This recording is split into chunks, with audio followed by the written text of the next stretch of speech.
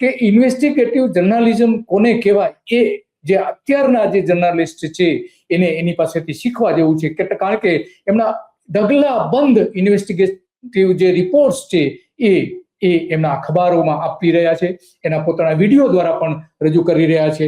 દેવેન્દ્રભાઈ, તમારું સ્વાગત છે ધ ગુજરાત રિપોર્ટમાં. સ્વાગત. થેન્ક યુ દિલીપભાઈ સાહેબ, થેન્ક યુ.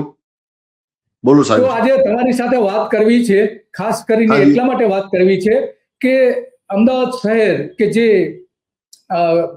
બજેટ રજૂ કર્યું છે 17,000 કરોડની આસપાસનું, તો એ જે આમ તો અધિકારી બજેટ છે, હવે એમાં ભારતીય જનતા પાર્ટીના જે એંગલથી પણ એમાં બજેટ રજૂ કરવામાં આવશે, એટલે કે રાજકીય દરેક પક્ષ કરતા આવ્યા છે એમ ભાજપ પણ કરવાનું છે, અને કેટલીક એની જે લોભાવણી જાહેરાતો પણ કરે.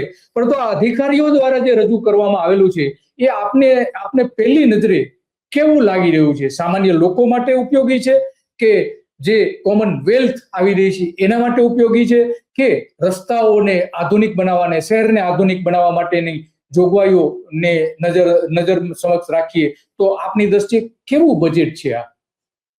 જો દિલીપભાઈ, પહેલું તો એક વસ્તુ કહું કે આપે જે 3 ફેક્ટર ગણાયા, કોમનવેલ્થ, રસ્તાઓ, સામાન્ય નાગરિકો, આ ત્રણેય વસ્તુમાં કચાશ રહી ગઈ છે. જે પૂરેપૂરું બજેટ જ્યાં ફાળવવું જોઈએ, જે પ્રમાણે આપવું જોઈએ તે પ્રમાણે આપવામાં આવ્યું નથી. પહેલી તો વસ્તુ એ છે. બીજું, જે કમિશનર તરફથી જે ડ્રાફ્ટ બજેટ રજૂ કરવામાં આવ્યું છે તે ગઈ વખતના 14,000 કરોડમાં લગભગ 20-22% જેટલો ઉમેરો વધારો કરીને સીધું 17,000 કરોડનું બજેટ આપવામાં આવ્યું છે, જે હાલની પરિસ્થિતિમાં કોર્પોરેશનની નાણાકીય સ્થિતિને જોતા ટોટલી અવાસ્તવિક છે. આ નંબર 2. કમિશનર તરફથી પ્રયત્ન કરવામાં આવ્યા છે કે કોમનવેલ્થને ધ્યાનમાં રાખવું અને બીજું થોડા ઘણા અંશે સત્તાધારી પાર્ટીને ફાયદો થાય, એટલે એ મુજબ બજેટ આપ્યું છે. પરંતુ 2-3 ફેક્ટર છે કે જેની પ્રશંસા થઈ શકે, કે જેમ કે આપણે બોપલથી ઇસ્કોનનો એલિવેટેડ ફ્લાયઓવર અને નહેરુનગરથી શિવરંજનીનો એલિવેટેડ ફ્લાયઓવર, આ 2 વસ્તુ એક સારી બજેટમાં મૂકવામાં આવી છે જેની ખરેખર પ્રશંસા થઈ શકે. આ ઉપરાંત મણિનગર રેલવે ફાટક દક્ષિણીનો, પુનિતનગર ફાટક અને વિંજોલ ફાટક, આ 3 પર પણ રેલવે ફ્લાયઓવર બનાવવાના છે. જો કે એમાં એક વસ્તુ તો આપને સ્પષ્ટ કરી દઉં કે આમાં કોર્પોરેશનની તિજોરીમાંથી 1 પણ રૂપિયો ખર્ચ થશે નહીં. 50% રેલવે આવશે ને રેલવે ડિપાર્ટમેન્ટ ભોગવશે, અને 50% ખર્ચ જે ગુજરાત અર્બન ડેવલપમેન્ટ કોર્પોરેશન આપશે. પરંતુ આ 3 વસ્તુ, આ 3 બ્રિજ અને વત્તા 2 જે મેં આગળ કહ્યા એલિવેટેડ બ્રિજ, એ ખરેખર સારી જોગવાઈ છે બજેટમાં, કે જેનાથી ટ્રાફિકની સમસ્યા હળવી થશે, સાથે સાથે વાહન ચાલકોને ખૂબ જ સરળતા રહેશે. જી બરાબર છે. હા, તો આ તમે એલિવેટેડ બ્રિજની જે વાત કરી, લગભગ 4 કિલોમીટર જેટલો લાંબો થશે, અને એની પાછળ જે કુલ ખર્ચ કેટલું થવાનું છે? 1,000 કરોડની આસપાસ હશે.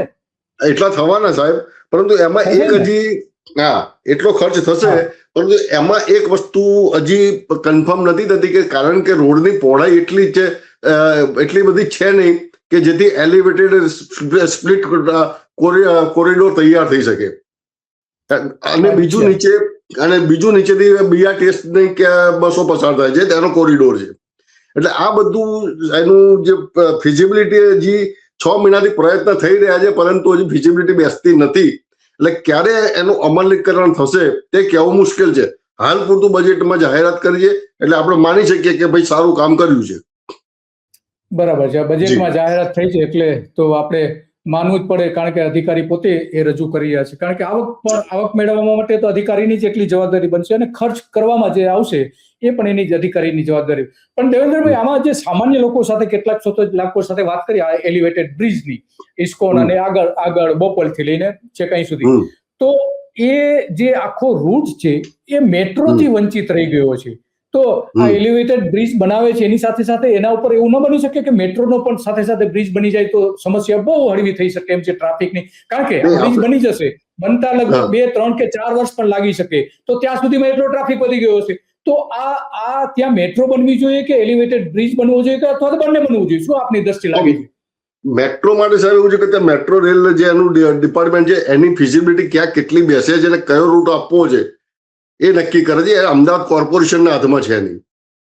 એ જે મેગા કંપની છે એ લોકો નક્કી કરતા હોય છે સરકારના સહયોગથી, સરકારની ગાઈડલાઈન મુજબ.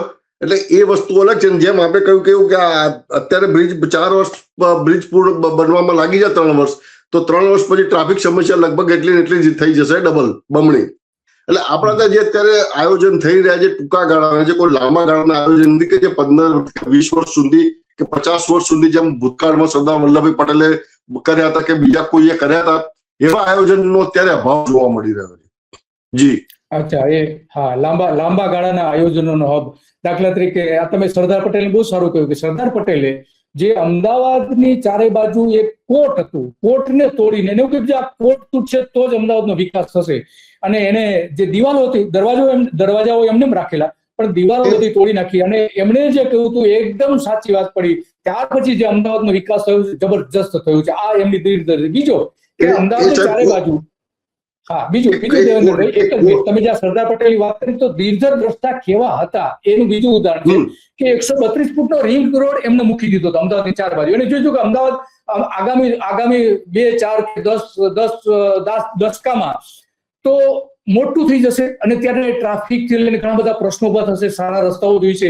તો એમને એ પ્લાન કરી રાખેલું હતું. એ આ વાત તમારી એકદમ સાચી છે. તો આમાં દીર્ઘ દ્રષ્ટિએ શું હોવું જોઈએ આપની દ્રષ્ટિએ કે ખરેખર, કારણ કે તમે તો રોજે રોજ લોકો સાથે સંપર્કમાં આવતા હો છો, ઘણા બધા નિષ્ણાંત લોકો સાથે તમારી ચર્ચાઓ થતી હોય છે, ત્યાંના કાઉન્સિલર થી લઈને મેયર, સ્ટેન્ડિંગ કમિટીના ચેરમેન, ઘણા બધા સાથેની તમારી ચર્ચાઓ થતી હશે. તો હવે લાંબા ગાળાના વિકાસ માટે અમદાવાદ માટે શું હોવું જોઈએ અને આ બજેટમાં ખરેખર? જો સાહેબ, ખરેખર તો લાંબા ગાળાનો આપણે વિચાર કરીએ તો મારું માનવું એવું છે કે અમદાવાદ શહેરમાં 1 વર્ષ માટે નવા પ્રોજેક્ટ પર કામ કરવાના બિલકુલ બંધ કરવા જોઈએ. તેની જગ્યાએ રિહેબિલિટેશન અને રિસર્ફેસિંગના કામ 1 વર્ષમાં પૂર્ણ કરવા જોઈએ. હવે હું આપને એ રીતે સમજાવું છું કે રિહેબિલિટેશનના બધા શું કામ છે. કે સપોઝ આપણે અત્યારે રીડેવલપમેન્ટની યોજનાઓ ભરપૂર ચાલી રહી છે. એટલે અત્યારે જે એક બિલ્ડિંગમાં 30 લોકો રહે છે એના મુજબની પાઇપલાઇનો આજથી 20 વર્ષ, 30 વર્ષ કે 50 વર્ષ પહેલા નખાઈ હશે. હવે એ જ બિલ્ડિંગ જે 5 માળનું જે 12 માળનું થઈ જશે, 30 ના 60 થશે. આવા 10 ટાવર હશે તો 600 થશે. એટલે તમારું પાણીનું અને ડ્રેનેજનું કન્ઝપ્શન વધવાનો, જે ઉપયોગ વધવાનો છે, જેની સામે પાઇપલાઇનોની સાઇઝ એટલી ને એટલી જ છે. તો એ જે પાણીનું પ્રેશરનો પ્રોબ્લેમ, ડ્રેનેજ બેકિંગના પ્રોબ્લેમ, એ પ્રોબ્લેમ તો અત્યારે એના જ છે. બધા કોમનવેલ્થ ગેમ્સ આવે છે તે સમયે લાખો લોકો દેશ વિદેશથી અમદાવાદમાં આવવાના છે. તો હાલ તો જે હયાત ડ્રેનેજ અને વોટર નેટવર્ક છે એ નેટવર્ક બદલવાની કામગીરી 1 વર્ષમાં પૂર્ણ કરવી જોઈએ કે જ્યાં જરૂર મુજબ પાઇપ અને નળના કનેક્શન મોટા કરવા જોઈએ કે જેનાથી સરળતાથી આ બધું જઈ શકે. અન્યથા તમારી પાસે બીજો કોઈ જ વિકલ્પ નથી સાહેબ કે આ સમસ્યાઓ તમારે દર વર્ષે ભોગવવી પડશે, કાયમ માટે ભોગવવી પડશે. જેમ કમિશનરે એક મિનિટ, જેમ કમિશનરે બજેટમાં મોટેરા સરદાર પટેલ સંકુલ સ્ટેડિયમ સરદાર પટેલ સ્પોર્ટ્સ સંકુલ બનાવવાનું છે, ત્યાં મોટેરા વિસ્તારની આસપાસની ડ્રેનેજ લાઈનો બદલવા માટે 10 કરોડની જોગવાઈ કરી દીધી. એ કેમ કે ત્યાં સ્પોર્ટ્સ સંકુલ બનાવવાનું છે, એટલે કે જેથી મોટી પાઇપલાઇનો થાય તો ભવિષ્યમાં પ્રોબ્લેમ ના આવે. આ જ વસ્તુ અમદાવાદના દરેક વિસ્તારમાં અત્યારે કરવાની એ ખૂબ જ જરૂરિયાત ઉભી થઈ ગઈ છે. કારણ કે રીડેવલપમેન્ટના હિસાબે જ્યાં સમજી લો કે જે એરિયામાં 50,000 લોકો વસતા હતા ત્યાં અત્યારે 2.5 લાખ થઈ જવાના છે.